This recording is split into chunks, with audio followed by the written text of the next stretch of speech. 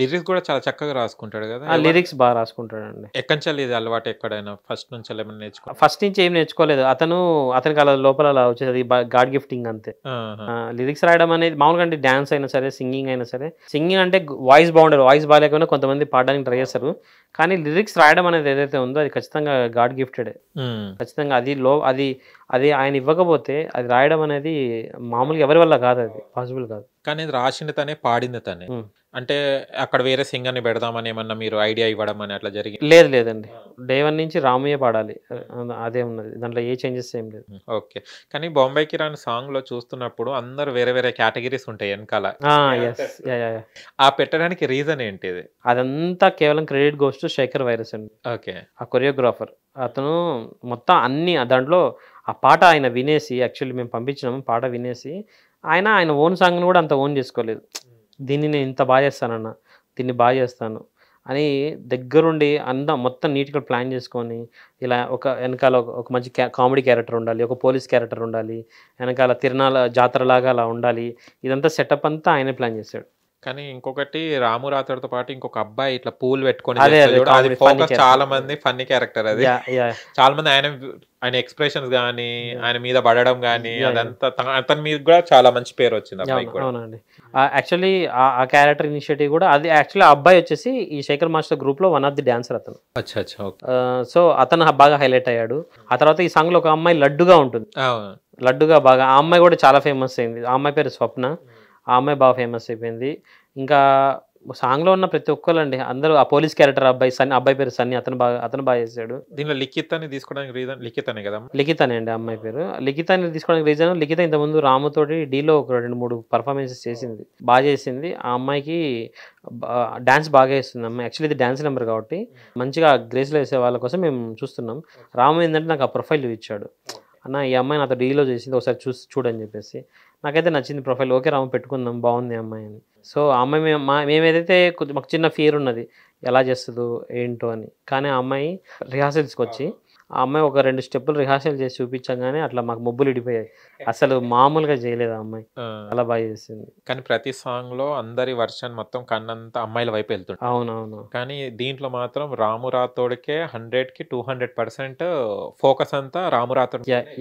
అమ్మాయి అంత ఫోకస్ కాలేకపోయింది ఈ సాంగ్ లో. యాక్చువల్లీ డే 1 అండి సాంగ్ షూట్ అయిపోయి రిలీజ్ అయ్యే టైంకి యాక్చువల్లీ అందరూ చాలా మంది ఏం మాట్లాడుతున్నారంటే ఆ అమ్మాయి బాగుంది కదా, అమ్మాయి బాగుంది, అమ్మాయి బాగా చేసింది. కానీ అందరితో నేను వాదించేది ఏంటంటే రాము బాగా చేశాడు, రాముయే బాగా చేశాడు. అంటే లిఖిత బాగా చేసింది, రాము కూడా అంతే ఈక్వల్గా బాగా చేశాడు, రాము కూడా అంతే హైలైట్ అవుతాడని నేను అప్పుడు వాదిస్తున్నాను. కానీ అంత పెద్దగా ఎవరు కన్సిడర్ చేయలేదు. కానీ తర్వాత సాంగ్ రిలీజ్ ఇంత పెద్ద హిట్ అయిన తర్వాత అందరికి అర్థమైంది ఏంటంటే అమ్మాయిని డామినేట్ చేసేసాడు రాము అని.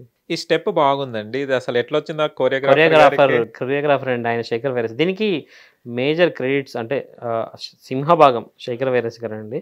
ఇద్దరు మెయిన్ ఇంపార్టెంట్ ఇక్కడ, కళ్యాణ్ కీస్ గారు మ్యూజిక్ డైరెక్టర్ అండ్ శేఖర్ వైరస్ గారు కొరియోగ్రాఫర్. వీళ్ళిద్దరూ 2 పిల్లర్స్ ఈ సాంగ్కి, వాళ్ళిద్దరు అట్లా నిలబెట్టారు ఆ పాట.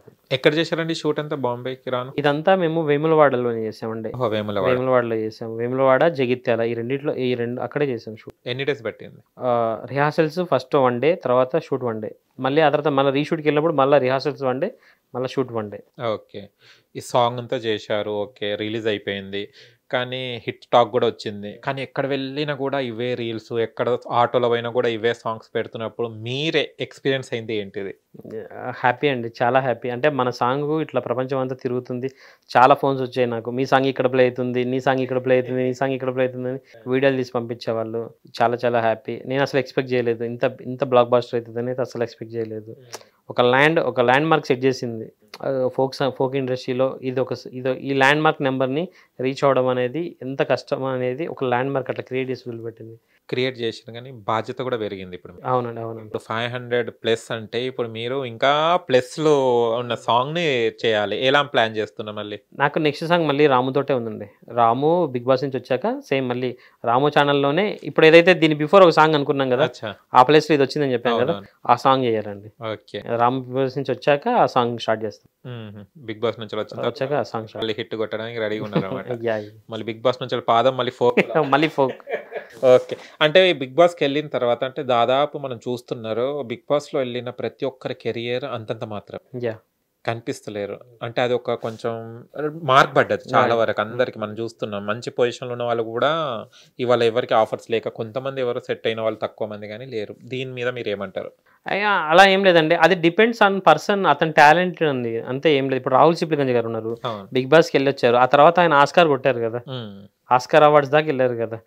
బిగ్ బాస్ కి ఆస్కార్ అవార్డ్కి అసలు చాలా దూరం ఉంది, చాలా డిస్టెన్స్ ఉంది. అలా ఏం లేదు, అది depends on own purely talented అండి. ఇప్పుడు రాముకు ఉన్న టాలెంట్ వేరు. రాముకి అంటే బిగ్ బాస్ గురించి అంటున్నాను అనుకని, బిగ్ బాస్ ఉన్నా లేకపోయినా అతను సాంగ్స్ బాగా చేయగలుగుతాడు, అతను పాటలు రాయగలుగుతాడు, డాన్స్ అది చేయగలుగుతాడు, అతను ఫుల్ బిజీగానే ఉన్నాడు.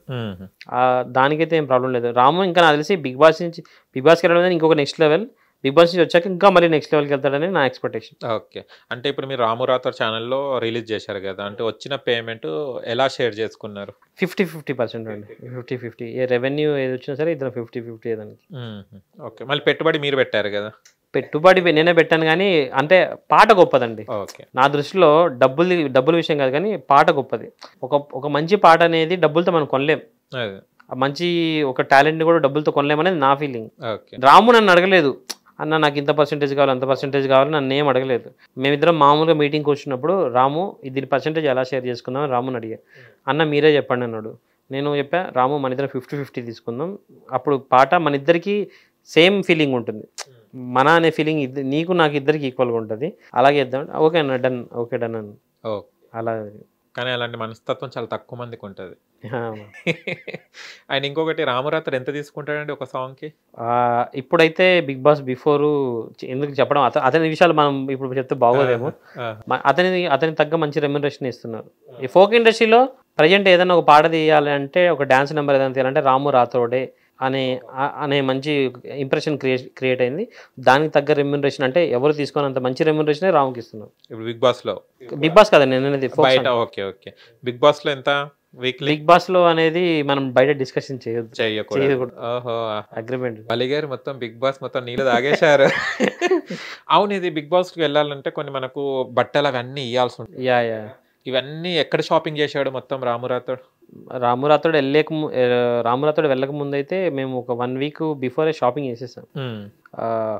చాలా, ఒకటి కాదండి, నెంబర్ ఆఫ్ దాంట్లో తిరిగి చేసేసాం. చాలా బ్రాండ్స్ తిరిగి చేసి తీసుకెళ్ళాడు. ఒక చోట నేను చేయలేదు, మొత్తం తిరిగి.